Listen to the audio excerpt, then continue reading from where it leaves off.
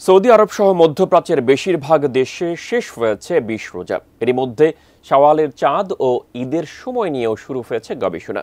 এমন পরিস্থিতিতে চলতি বছরের রমজানের রোজা কতটি হতে পারে তা জানিয়েছে সংযুক্ত আরব আমিরাত। এমনকি ঈদের তারিখও ঘোষণা করেছে দেশটি। রোজা নিয়ে আরও জানাচ্ছেন শেখ ফরিদ। চলতি রমজানে রোজা ২৯ নাকি ৩০টি হবে তা জানিয়েছে সংযুক্ত আরব আমিরাত।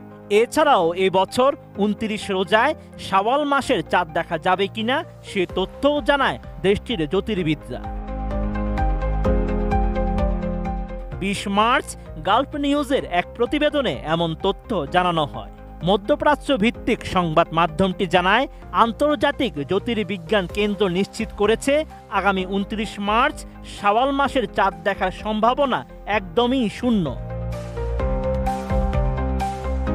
গালফ নিউজ আরও জানায়, আরব ও ইসলামী বিশ্বের সব অঞ্চলে এই দিন চাঁদ দেখা অসম্ভব হবে। এর কারণ হলো এদিন চাঁদ সূর্যাস্তের আগে পশ্চিম আকাশে অস্ত যাবে এবং চাঁদের অমাবস্যা সূর্যাস্তের পর ঘটবে।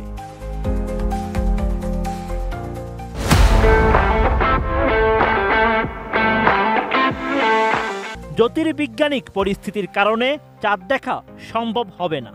এছাড়া এটি খালি চোখে, টেলিস্কোপ বা অন্য কোনো উপায়ে পরীক্ষাও করা যাবে না। এজন্য যেসব দেশে শাওয়াল মাস শুরু হওয়ার জন্য চাঁদ দেখার উপর নির্ভরশীল, সেখানে রমজান মাস ৩০ দিনে পূর্ণ হওয়ার সম্ভাবনা রয়েছে। আর সেখানে ঈদুল ফিতর অনুষ্ঠিত হবে ৩১ মার্চ। যদি তাই হয় তাহলে বাংলাদেশেও ৩০ রোজা পূর্ণ হওয়ার সম্ভাবনা রয়েছে।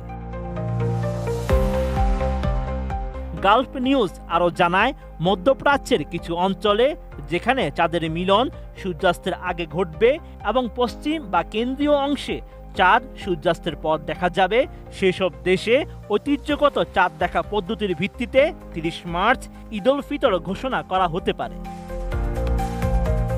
এছাড়া আগামী ২৯ মার্চ শনিবার দুপুরে পশ্চিম আরব বিশ্বে একটি আংশিক সূর্যগ্রহণ দেখা যাবে, যার মধ্যে মরিতানিয়া, মরক্কো, আলজেরিয়া এবং তিউনিসিয়া অন্তর্ভুক্ত। সূর্যগ্রহণ একটি সুস্পষ্ট জ্যোতির্বিজ্ঞানিক ঘটনা যা খালি চোখে দেখা সম্ভব। এটি প্রমাণ করে যে ওই সময়ে বা পরবর্তী ঘণ্টাগুলোতে চাঁদ দৃশ্যমান হবে না।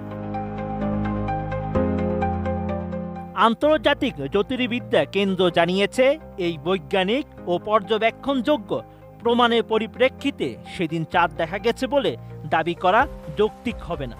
এই ধরনের দাবি স্পষ্টতই ভুল হবে, কারণ এটি জ্যোতির্বিদ্যার বাস্তবতার বিরোধিতা।